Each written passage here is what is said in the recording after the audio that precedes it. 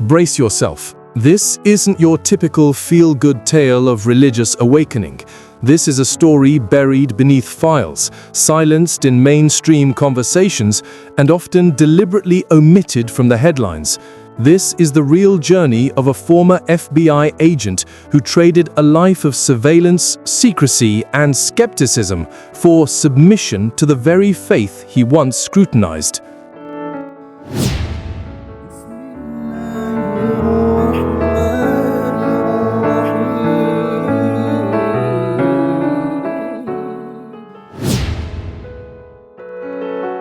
A career built on suspicion. Before the world knew his story, he was a name whispered in tight federal corridors, a man entrusted with classified operations, counter-terrorism surveillance, and intelligence-gathering assignments, most of which targeted one particular community: Muslims. With post-9/11 paranoia in full swing, Islam became not just a religion to monitor, but, in the eyes of many US agencies, a potential threat.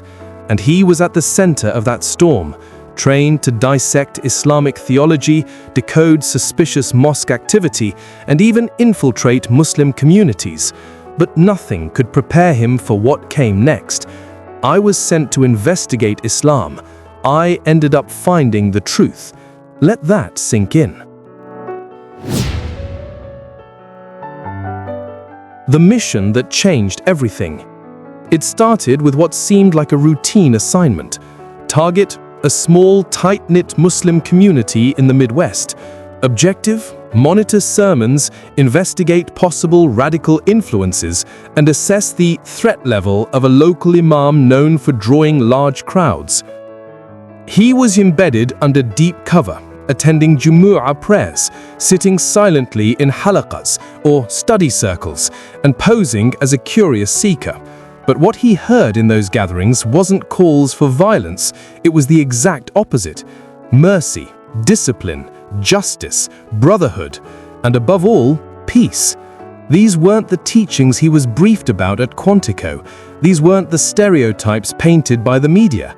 This was something different, something magnetic.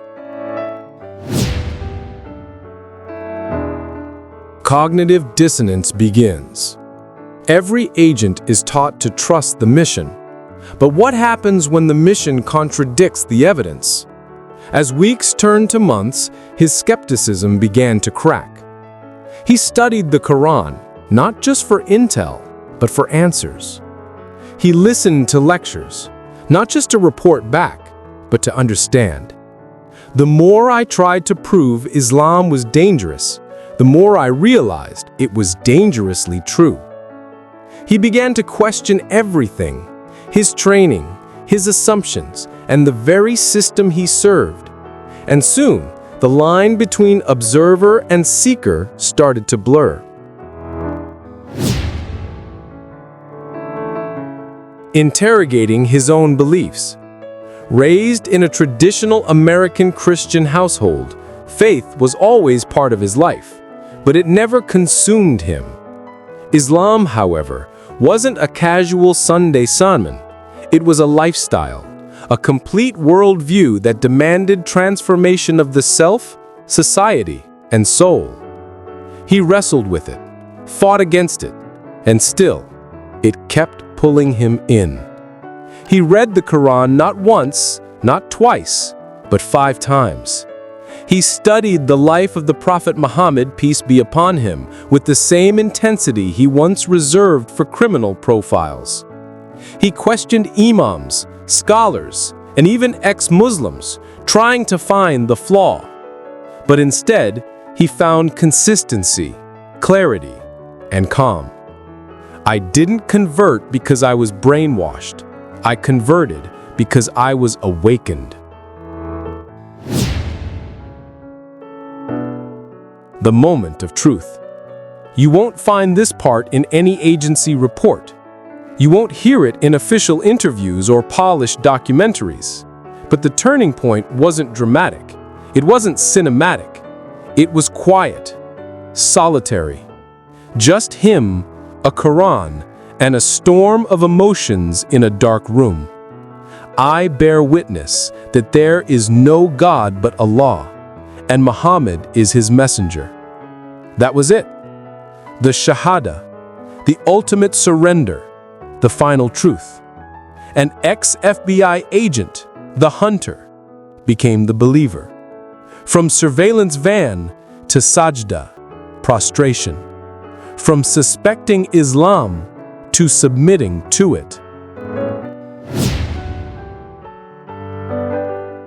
Backlash from the Bureau. What the hell happened to him? The FBI is many things, but one thing it never tolerates is unpredictability.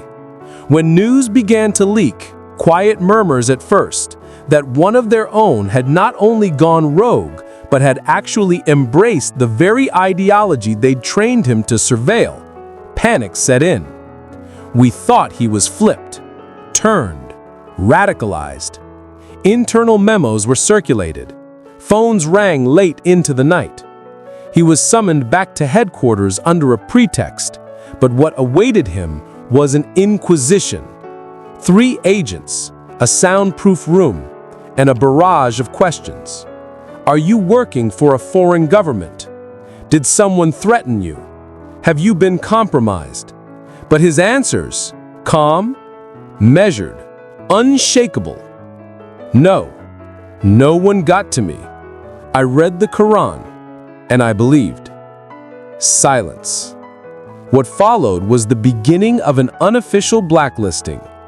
He wasn't fired, not immediately, but access to sensitive cases was revoked. His colleagues grew distant. Friendly smiles turned into tight-lipped nods. He was transferred to less critical roles, a quiet exile. They didn't know what to do with me. I wasn't a threat. I wasn't disloyal. I just became a Muslim, and that alone was enough to rattle the entire institution. Friends turned strangers, you've joined the enemy. While the FBI's reaction was strategic and silent, the response from friends and family was far more brutal. The agent, we'll call him David, wasn't just a colleague, he was a patriot, a churchgoer, and a vocal defender of Western values. His social circle was filled with military vets, law enforcement officers, and conservative community members. When he told them, shock, disgust, betrayal. You joined them, the people who attacked us? You're dead to me. You're going to hell. One friend told him outright, if you weren't who you are, I'd report you myself. His parents were devastated. His father, a Vietnam veteran, refused to speak to him for months. His mother wept, not just out of fear, but out of shame. They didn't see a man seeking truth. They saw a soldier switching sides. I didn't just lose friends, I lost my identity. But what they didn't understand was that this wasn't rebellion. It wasn't emotional. It wasn't political. It was spiritual. And nothing, no amount of social pressure, loss, or loneliness could reverse what he now knew in his soul.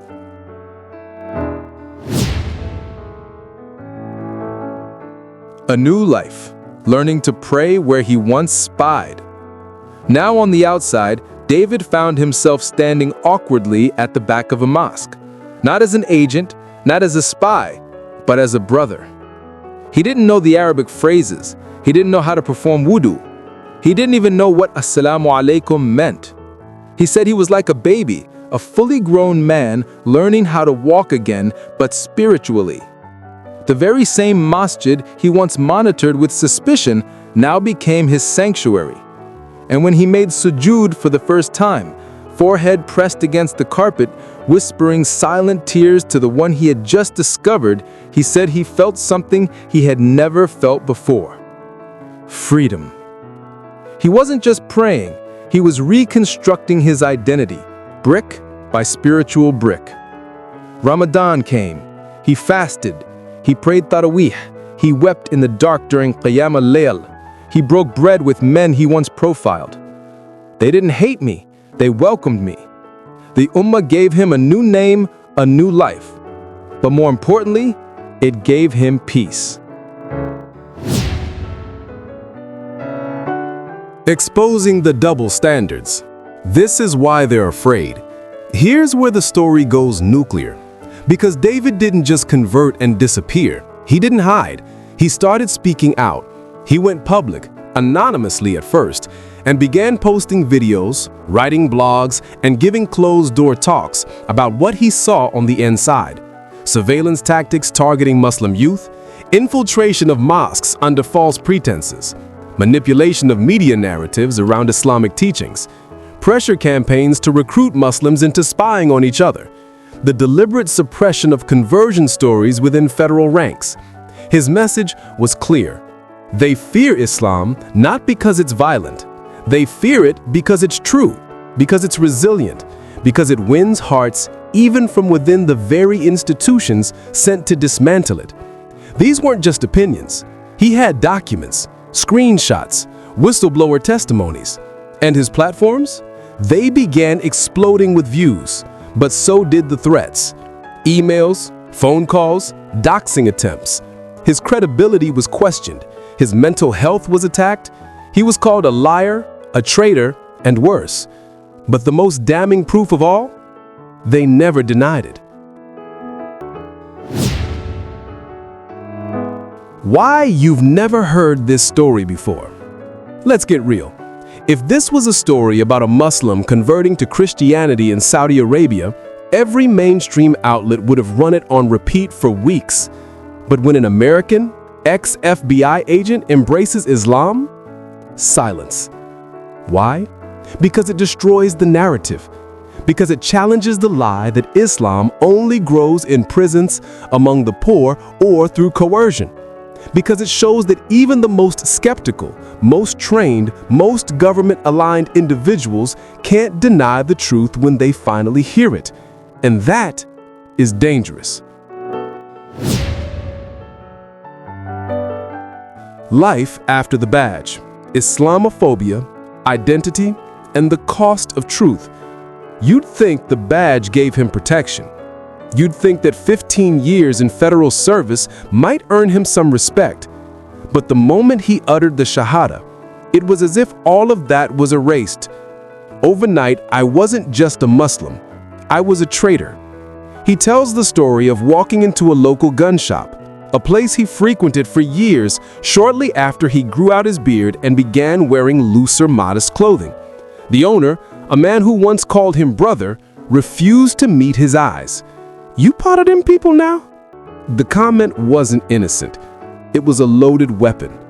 This wasn't just ignorance.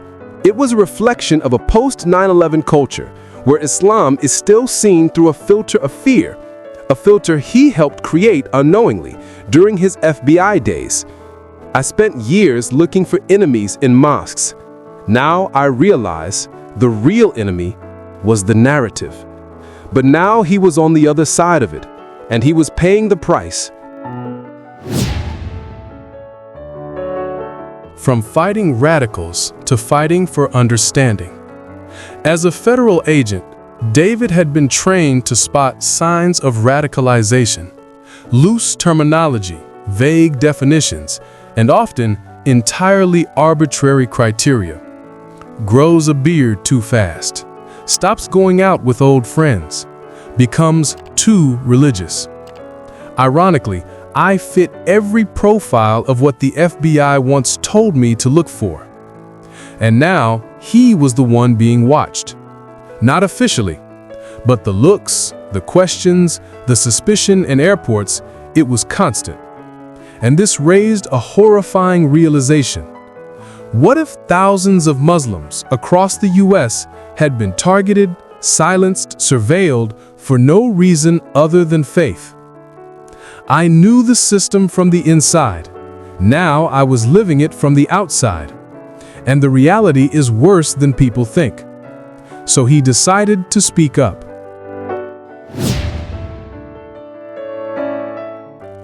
Going viral. They called me a terrorist, but then they listened. His first YouTube video was shaky, unpolished, and recorded in a dimly lit basement. Title: I was an FBI agent, then I became Muslim. He thought no one would watch. He was wrong. In 3 days, over 2 million views. In 2 weeks, invitations to podcasts, interviews, and public speaking offers. But what really shook him? Half the DMs I got were from Muslims in the military, in government jobs, in law enforcement, whispering the same thing. I believe too, I just can't say it. He had cracked something wide open. A silent wave of converts in high places, hiding in plain sight, afraid of losing their careers, their families, their freedom. And with each video, each blog post, each talk, he gave them permission to come out of the shadows. But he also attracted something else. The hate storm. Go back to your desert religion. The backlash was relentless. He was called a terrorist sympathizer. He was accused of being part of some deep Islamic infiltration plot. One commentator on a right-wing talk show even said, "This is why Islam should be banned in America." Emails flooded in. "You should be tried for treason. You're a disgrace to your country. I hope you get what's coming." But the most revealing messages weren't public. They were private. From former colleagues, "You had potential. You threw it away for a cult." From ex-church members, "We're praying for your soul. You've been deceived by the devil." And still, he persisted. Because for every threat, there were 10 more messages from people asking, "Can you tell me more about Islam?" The first Hajj, it was like stepping into another dimension. He wasn't prepared for what came next. After nearly 4 years as a practicing Muslim, he finally received his Hajj visa. He packed his bags, kissed his children goodbye, and flew to the heart of Islam, Mecca. He thought he knew what Islam was, but standing at the Kaaba for the first time, it was like my soul woke up. He describes the experience as a reprogramming of the soul. No more suits, no more ranks, no badges, no surveillance, just him and millions of brothers and sisters, all equal before Allah. He wept for hours in Arafah.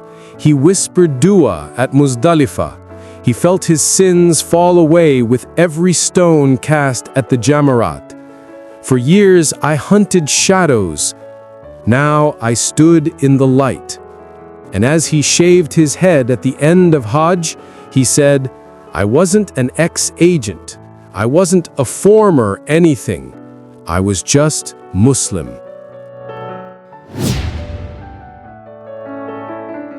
Breaking the myths. This is what Americans get wrong about Islam. Since his transformation, David has become one of the most unexpected defenders of Islam in the West, not from a pulpit, but from experience. He now travels the country, mostly under anonymity, giving talks to churches, schools, and even law enforcement agencies. And his message? Brutal, honest, necessary. Top 5 lies he debunks publicly. Islam oppresses women. You think Islam oppresses women? My daughter now wears hijab by choice, and it's given her more self-respect than anything this society ever taught her. Muslims hate freedom. I found freedom in Islam, not the freedom to indulge, the freedom to be disciplined. Islam is violent. If Islam is violent, why did I feel peace the moment I stepped into a masjid? Sharia wants to take over America. You've never read Sharia. I have. It's not about domination. It's about divine ethics. Muslims can't be American. I was born here. I served this country. And now I serve God. That's the most American thing I can do. The truth is, the more Americans actually learn about Islam, the more they realize it's not the enemy, It's the answer. Building bridges, from surveillance to solidarity. It would have been easy, almost expected, for David to go dark after his conversion. He had every reason to vanish, the threats, the alienation, the risk. But instead, he did something unthinkable. He walked back into the very world that exiled him, not as an agent, but as an advocate. I know how they think. I know how they're trained. Now I use that to educate them about what Islam really is.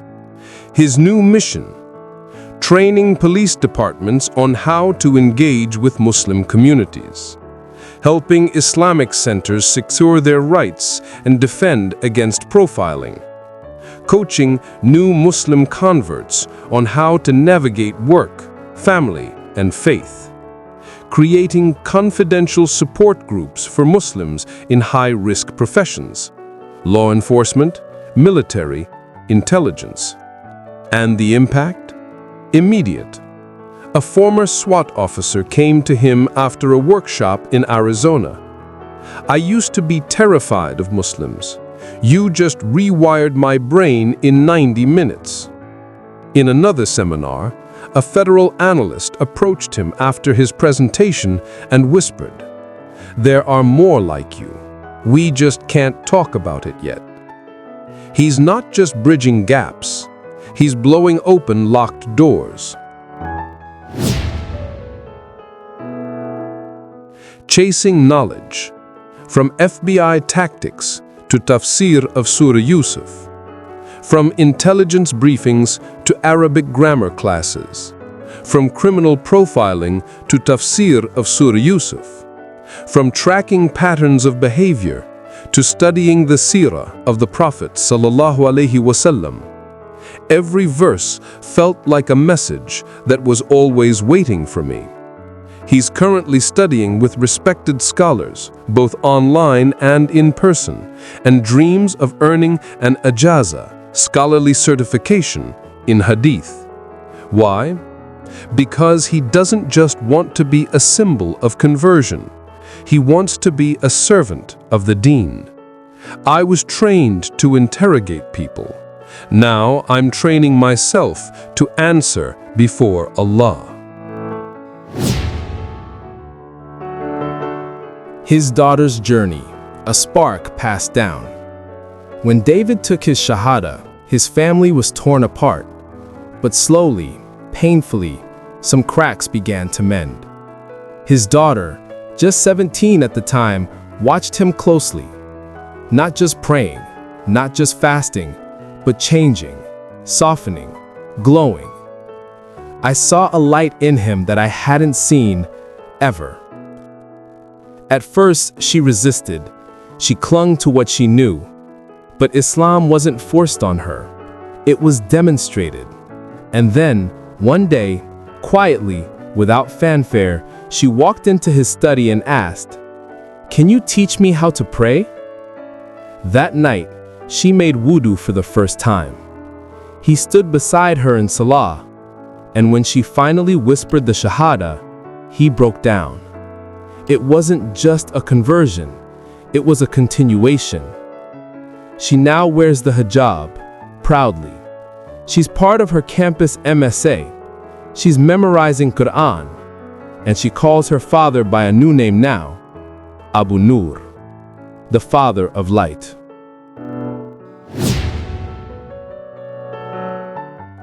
Advice from Muslims in the West. They're not afraid of us, they're afraid of the truth we carry. David doesn't sugarcoat things. Islamophobia is real, but don't bend because of it, rise.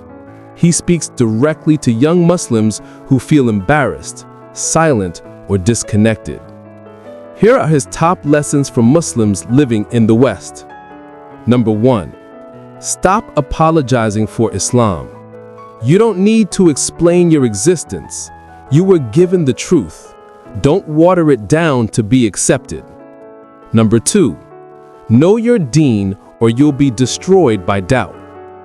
You can't defend what you don't understand. Learn your faith. Study it like your life depends on it, because it does.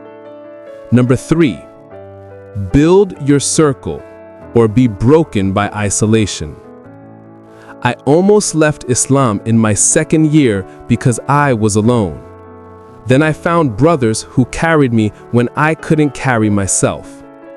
Number 4, be visible, be vocal. They expect Muslims to hide. Be the opposite. Be loud with your goodness, bold with your character, and unapologetic with your belief. Number 5, remember who you're really working for. I served the U.S. government for 15 years. Now I serve the one who never lies, never uses me, and never abandons me. Allah. The message every convert and every skeptic needs to hear. David ends every talk, every podcast, every video with a message so raw, so direct, so real that it leaves audiences speechless. You've been told Islam is violent, that Muslims are dangerous. You've been lied to. You've been told that becoming Muslim means losing yourself. I found myself. I had everything: power, clearance, a 6-figure career, a wife, a house, a pension. But I had nothing inside. And when I found Islam, when I finally read the Quran with no filter, it was like my soul finally came home. I was a weapon. Now I'm a worshiper. I was a spy. Now I surrender. This religion doesn't need me, but I needed it more than I ever knew. And if it could save a man like me, it can save anyone. Conclusion: one man's truth is the system's worst fear. What do you do when the person trained to detect lies finds the ultimate truth? What do you say when an FBI agent, a man trusted with the nation's secrets, armed with the tools of counterintelligence, hardened by years of skepticism, falls to his knees in submission to the very faith he was taught to fear? You don't say anything. You listen. Because this isn't just a story about Islam. This is a story of awakening, betrayal, rebirth, and truth, no matter the cost. He didn't convert for marriage. He didn't convert out of desperation. He didn't convert because someone preached to him on a street corner. He converted because when you strip away the propaganda, the politics, the prejudice, what remains is undeniable. Islam didn't radicalize him. It realigned him. From badge to belief, from surveillance to sujood, from protecting a system to protecting his soul.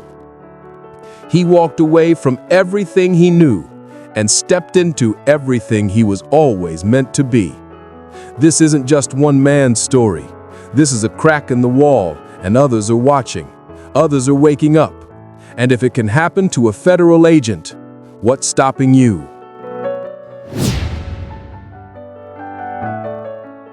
I was trained to detect threats, but the biggest threat to the system is the truth that set me free. He was trained to track enemies. He ended up finding a family. He was taught to fear Islam, but the Quran taught him to fear nothing but Allah. This is not just a story of faith. This is a story of freedom, the kind the system can't control. And if a former FBI agent can find truth in Islam, maybe it's time we all start asking what else they've lied to us about. If this story shook something inside you, like, comment, share, and don't forget to subscribe. Because the stories they try to silence are exactly the ones we need to hear louder. This isn't just a conversion story. This is a warning shot. The truth is coming, and no agency can stop it.